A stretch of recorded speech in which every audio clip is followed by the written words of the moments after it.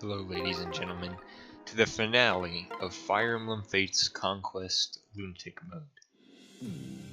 Ooh, we're finally here. Now, let me break it down for you. This map is kind of a gimmicky map. The final boss, final chapter of the game is split into two maps that you play consecutively, like, I don't want to say most Fire Emblem games. Maybe most. I don't know, some Fire Emblem games do it. I don't know. The point is, the gimmick of this map, or the first half of the final boss, is that you run straight down this corridor at King Garen. If you look at the bottom screen there, you can see it's, well, I can't anymore, that it's a straight narrow passageway to King Garen at the end. That would be simple enough if you had to trek down there and kill him. However, if you see these little rooms, these 6 little rooms off to the left and right, are filled with shrine maidens, I think that's what they are, who will teleport our party members into their room, where we'll have to fight kind of a mini-boss, and then a door will open, and the path to those stairs, as you can see, each room has a set of stairs and a door blocking it. Killing the mini-boss will remove the staircase, and once the staircase is removed, or when you go down the staircase, it takes you to the end of that long corridor where you can, just essentially walk up to King Garen and kill him. Now, I kind of, I spent a long ass time on this final chapter trying to figure it out, so by this point in the game, I kind of already figured out what to do here. Do it pretty quickly and efficiently, and of course, that just means setting this up here so that the Goblin King, myself, or the Avatar, whatever, Corrin, whatever you want to call him, has access to the stairs as quickly as possible, and everybody else just needs to seek shelter. As you can see now, the I don't know what you'll call it, the little guard that patrols the center of the hallway there is now leaving their post as they head down the hallway and spread out into the bottom 4 rooms to clear out your people. However, if you kill the mini-boss quickly enough, which I do, you can get the stairs open, and get to the stairs, you're essentially home free. There's little stopping you.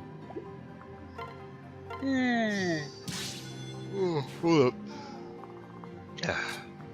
So that's what I intend to do here.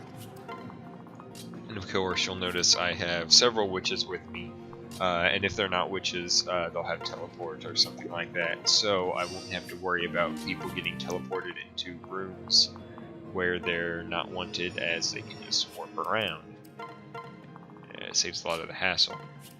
It looks like so far I've taken out the majority. This is being recorded in post, of course. I've taken out the majority of people. Just gonna walk up to this punk here, wipe him out. Door opens. Now, interestingly enough, King Garen has a special ability in this map, which is unique to upper level. I don't know, in-game bosses, I suppose, is what you'd say. In-game bosses for Fire Emblem Awakening Lunatic Mode, and I assume every boss in Birthright Lunatic Mode has that same ability. Or same skill. And it's called Dragon Skin, and what it essentially does is it negates crits, you can't trigger offensive skills, I think it breaks through Aegis, Pavis, and Pavis. I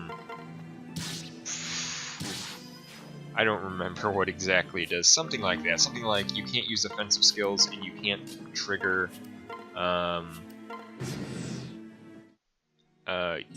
You can't get a crit. However, I played this map several times and tried out several different things as I was trying to beat this second half of the map.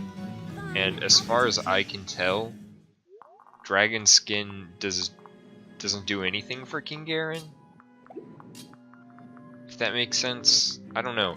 I played the map and because the Yato, which is the legendary hero weapon, or whatever, the holy weapon, whatever you want to call it, of this game, breaks through or negates some of the effects of dragon skin. So I was like, oh, I'll use the auto. But I've been able to use things like the Brave Sword on King Garen, and still will trigger offensive skills. I skipped through these fights here because they're not that fun to watch. But I triggered offensive skills on them, even though I shouldn't have, which I don't understand. I would even fight them with different characters, and it seemed I could still trigger offensive skills and like pull crits on them and stuff like that, even with or without the auto with his dragon skin. So I don't understand it quite. Maybe I don't fully understand the effects of the skill or what, but King Garen would just never reap the benefits of dragon skin. So he's kind of an easy final boss.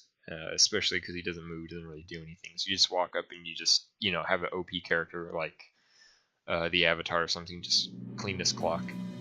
Now, here for the final map, I spent a long-ass time trying to beat this map, like a week. Just sitting here, trying to beat this final map, and I would just get fucking obliterated. Like my entire force would just get wiped out, everybody dead, game over type shit. Like I couldn't even make it past that second wave of enemies. And it's because at this point of the game, their stats are just perfect, and they have skills on top of that. So they become, like the enemies become very hard to deal with, and they have, from what I've, fought them,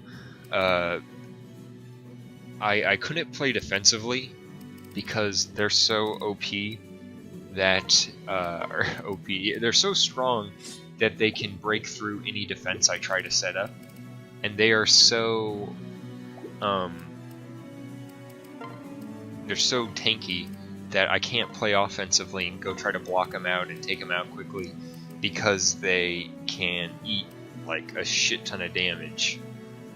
On top of that, you have to waste a use of one of your dragon vein units, which are generally your lords, to block out a blast from the boss every 3 turns, or maybe it's every 2 turns. I don't remember. So it makes it very hard to play both offensively and defensively because you're down. Every other turn you're down a man, and you're fucking too weak to eat hits and too weak to deal enough damage, and there's nowhere to run because you're just outmanned and you're outgunned, and there's nowhere to run, so you can't like play around with the objects of the level or the dragon veins or anything like that. My apologies. So you're a weak little piss ass army in an entrapped spot. So I learned that the hard way, and I tried various different strategies with the current army I have now. But eventually what I came to the conclusion is I was looking at how people play through Lunatic mode without DLC, which is very interesting and surprisingly not as hard as I thought it would be. But essentially what you can do is you can use an entrap or restore staff to do some bullshit, I don't know if bullshit's the right word, do some janky unit movement where you can teleport certain enemy units around and essentially one-round the boss with all your staff uses. Because you can entrap this guy here and then teleport the avatar past him or some shit like that. I don't remember quite what you do, but it's essentially along the lines of you need an entrap or rescue staff. And I had neither of those. I think I said in the last map, I wasted them, and I used them pretty frivolously, which was absolutely stupid of me, but I didn't have them, so I was kind of in a crunch here. I didn't know what to do, so instead I quote-unquote invented this other method here, which I call a warp chain, which is the most absolutely brain-dead retard way to do this final chapter, and of course abusing the Witch's Trial DLC, but I think the game was unwinnable at this point if I couldn't pull this off. I might be wrong. Maybe there's some OP build I could have done, or there's something, or some long drawn out strategy, but I couldn't find it, and the series needs to end at some point. And like I said, I have no qualms about using DLC to win. It's going all out here. So essentially, this warp strat is I made like half the units I have witches, which witches get a special ability at level 25, which gives them warp, which, as you can see, will allow the witch to warp right by or adjacent to any of their teammates. So essentially, like I said, you can see there, like half my team is witches. Floor is a witch too. Forget her. I made her a hero because I thought maybe she could defend or have some good defense or something. But she didn't. But essentially, what I do is I warp and separate. So I'll warp, and then once I've warped over there and separated, I can then use my witch or my next witch to teleport by the last witch or by the separated partner. So then you rinse and repeat, as you can see here, as I do, until you're right in front of the boss, or until you can teleport a very strong unit right in front of the boss and potentially take him down in one turn. He has what is that called? Dragonic Hex, which the avatar gets to, which lowers all your stats by 4 after every combat with that unit. So essentially, you want to take him out the first turn if possible. Luckily, you only have to kill the first one. So as you can see here, I've set up my little warp path, and I paired up with Kana because I had A support with Kana, and teleport right in front of the dude, switch to my guy, and use the Shadow Yato to bypass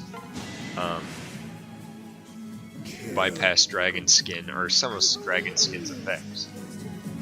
And of course, because I use Dragon Skin, I trigger Aether, or the offensive skill Aether, and am able to hit him for a soul, and then the second hit of Luna is able to finish him off in one turn. And I can't tell you how excited I was when I beat this boss, because it feels good. I fought this dude forever, trying all these different strategies, and all of a sudden it works out. But that is that. If you see at the beginning of this map, I equipped Aether. At least I'm pretty sure I did, because I didn't have it equipped normally. And I think if I wouldn't have had that equipped, then this wouldn't have been the run. But there you go. Take him out, one round him. And of course, I had Mozu there just in case as a backup. She could land like 15 points of damage, which would have finished him off if that would have missed. Or, if my offensive skill didn't trigger, which I was counting on that, then I would have brought him down by 60 HP, and then Mozu would have came in and finished it. But there we go. That's how the cookie crumbles with the dumb witch warp tactic. I mean, you got to do what you got to do, to win. And I did it. I won. I beat Fire Emblem Conquest Lunatic mode. And it was fucking hard. It was really hard.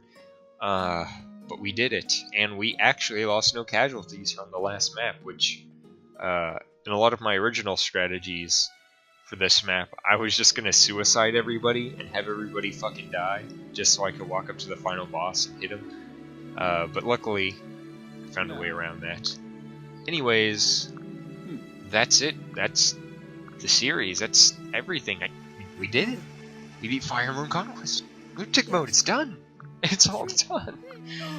No more grinding. No more long fucking Wind Tribe maps. No more boat maps part 2. No fucking bullshit hard final 2 chapters. It's all over. It's done. Look at this. Xander takes over as king, I think. I don't know. I kind of skipped through it. I mean, I read it a little bit when I was playing. Yeah, I think he takes over as king. Excuse me. Azura disappears into the night because she a hoe.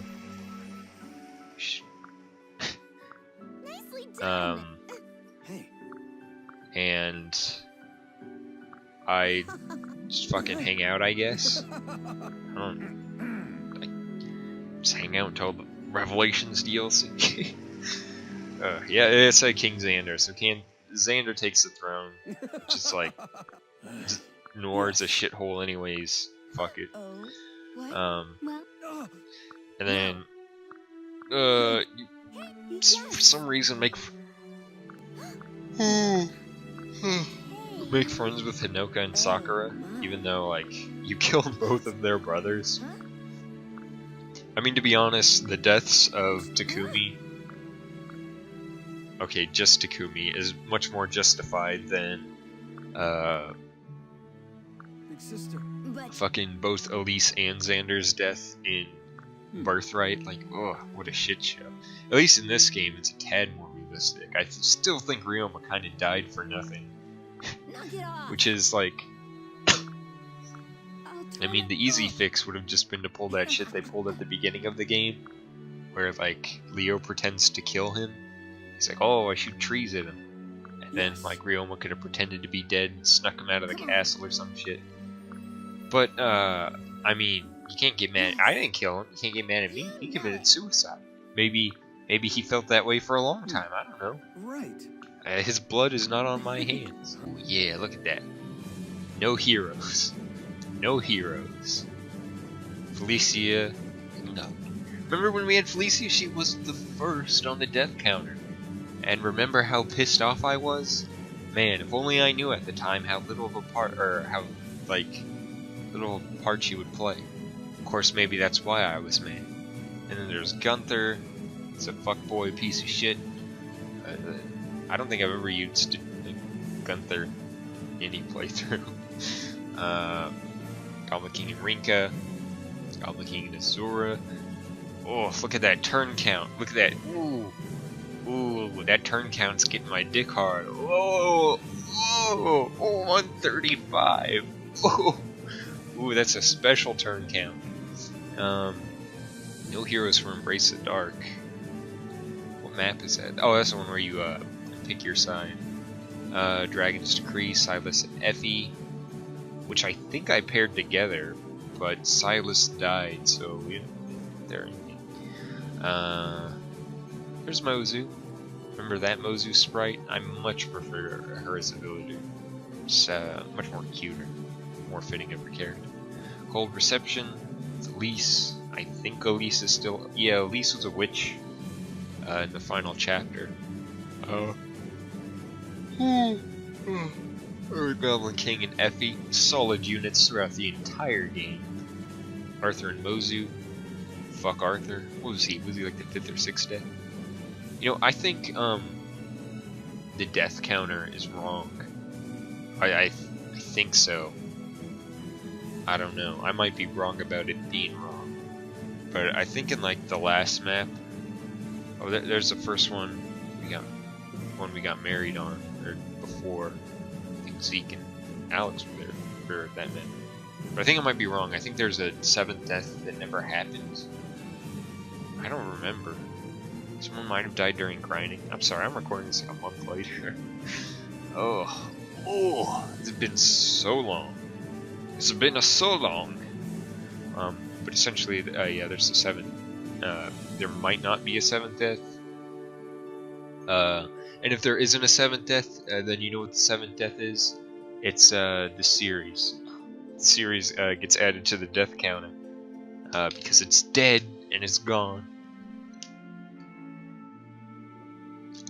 And ultimately, well, I got a lot more gameplay out of it, and I do think it was a much more challenging game. And I still prefer Mother 3. There's a lot less grinding. In fact, there was almost no grinding in that game. Story was better. This was fun though.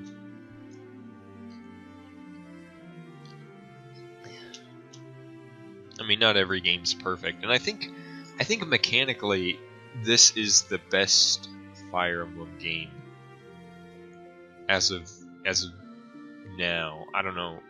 I saw the Switch one was announced, 3 Houses or whatever, and that one might be mechanically better. But I think as of today, this is the ultimate evolution of the series.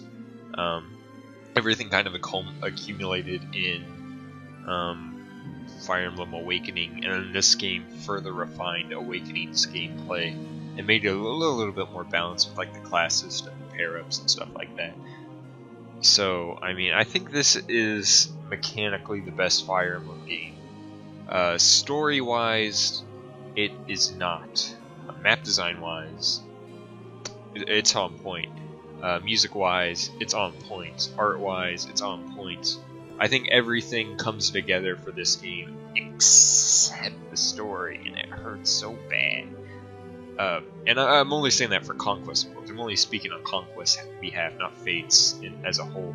I think Conquest is a very good Fire Emblem game to play. Like I said, I had a lot of fun playing this one, but of course I skipped every cutscene. That's probably why I had a good time. If I had to sit here and click through every cutscene, I don't think I would have enjoyed it at all, because the story sucks. And I don't really like this, what do you call that? Oh, there's a term for it. Visual novel style of cutscenes. They're extremely flat and boring. And this game would have, like, you know, normally in some of these Fire Emblem games you have, like, you could see the character models, but every time I think of this game, I can't even envision the player models behind the little shitty character cutouts. But like, if you skip all the cutscenes and pretend the story's cool, like make up a story or some shit, then this game is pretty great. But can't. Again, the pair-up system's fun to play around with. All the classes are cool. All the characters are pretty neat. I won't say they're good, because again, the writing and story's bad. But their design's cool. I like Severa's design. I like Effie's design's pretty cool. Mozu's pretty neat. I like them. I like that they brought Odin back. Azura has a cool design. Even base Corrin without any customization is pretty cool. So I think it's a great game to play. It's not a great story, and unfortunately, that's in any RPG. The story is the meat and bones of what you're doing, of what you're playing. You know, you play an RPG. You know, okay, it's not fair to say that you play every RPG for the story, but for the most part, what carries you through a lot of the very the boring, actionless moments. What carries you through that is the story. You know, you're curious to see what happens. Oh, you know, this, you know, and the character is supposed to carry you too. When you have an RPG that has on the slower side, you know, it can be unfun to play, and you have a poor story that doesn't reflect well. Especially when you have a series like Fire Emblem, which, I mean, it doesn't have the most groundbreaking stories, but definitely has extremely memorable stories like Shadows of Valentia or Sacred Stones or Awakening. I'm gonna sound like a casual because those are the ones I played. But if you think back to those games, you know, it's pretty memorable what happens and the characters and everything. And when this game fails on that front, it feels like the entire game fails. But I feel that going oh, all of Fates is garbage shit, that's pretty unfair. Because I think Conquest is very good level design, very good mechanics, very good art and music. But of course, you know, it's, if you judge Fates, you have to judge it as a whole, and Conquest is part of a trilogy, and 2 parts of the trilogy are bad, and you have 1 good part, so it's Fates kind of sucks. Ugh.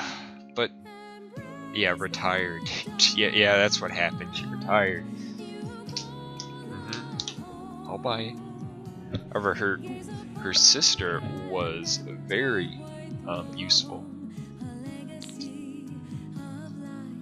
Not particularly in any maps, but her warp ability was.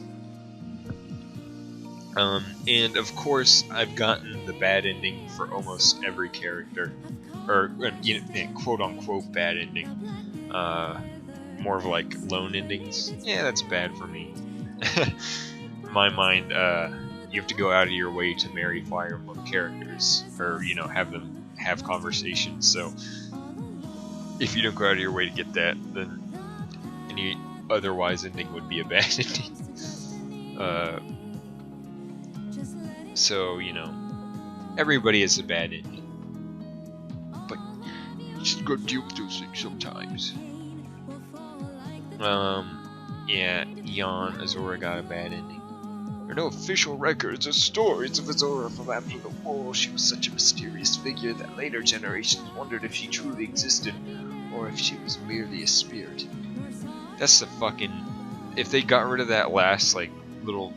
You know, after that paragraph got everything, like, about the spirit, took that out, then, like, that would have been, like, a cool ending for her. She'd be like, whoa, did she ever exist? Or was she just made up because she was so... You know, there's so little writing about her, but there's like, or was she, did she not exist, or was she a ghost? It's fucking dumb. But Charlotta got the bad ending. Anna got a bad ending, and I'm be real, I've never gotten Anna before in Fates, until this playthrough. I didn't know she was, like, I've had the DLC, I didn't know she was a character though. It's weird but kind of fitting. I don't know. The only way you can get her is via DLC, but she's like the only DLC character you can get with dialogue or with supports, and that isn't Blue Shield. Oh, okay. This is I take that back. This is a good ending for Indigo or Laszlo, I guess, because the fact that he disappears after the war, to me implies that he goes back to Yissel. I think that's what it's called. Whistle. I don't know. Whatever. That implies to me that he goes back to the world of Awakening. I honestly think that's the best ending for Awakening, for the Awakening trio, is them going home. You know, they've served their mission, or whatever, helping the Avatar, helping out Anakos, and it's like them going home. And I don't give a fuck about Benny. Dead. Died. Just put died. Died at chapter 20. I didn't think he had anything to say in the latter half of the game, so I just put died.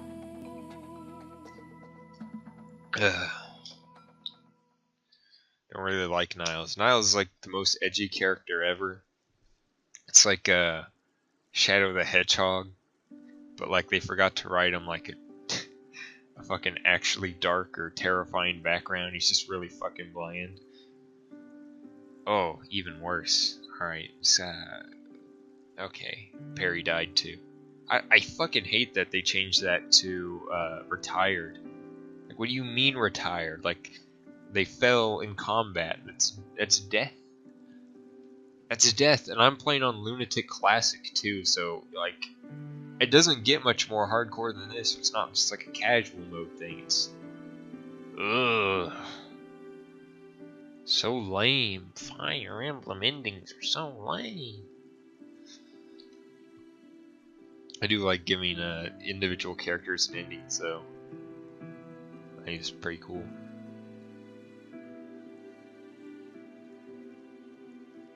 Kana was known as a faggot to the people and transformed into a dragon, but no one liked her because dragons are really gay.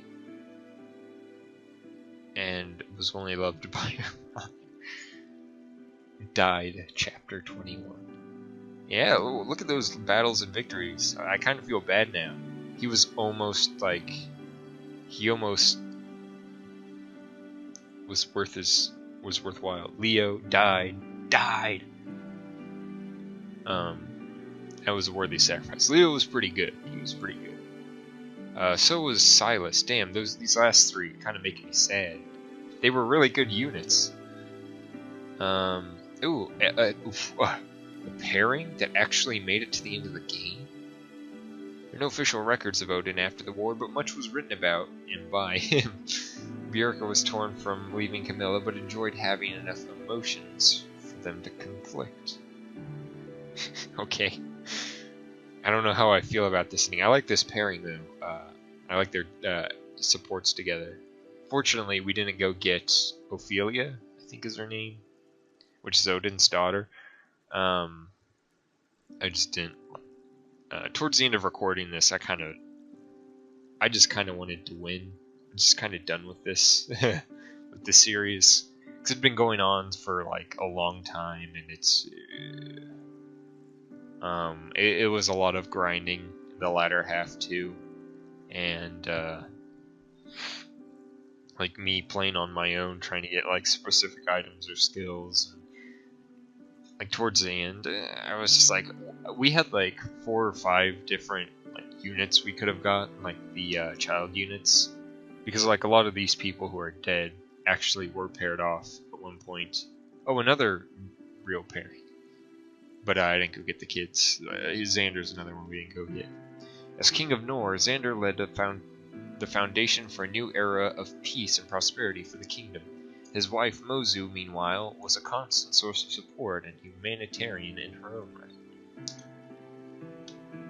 Rule power, Paragon Knight.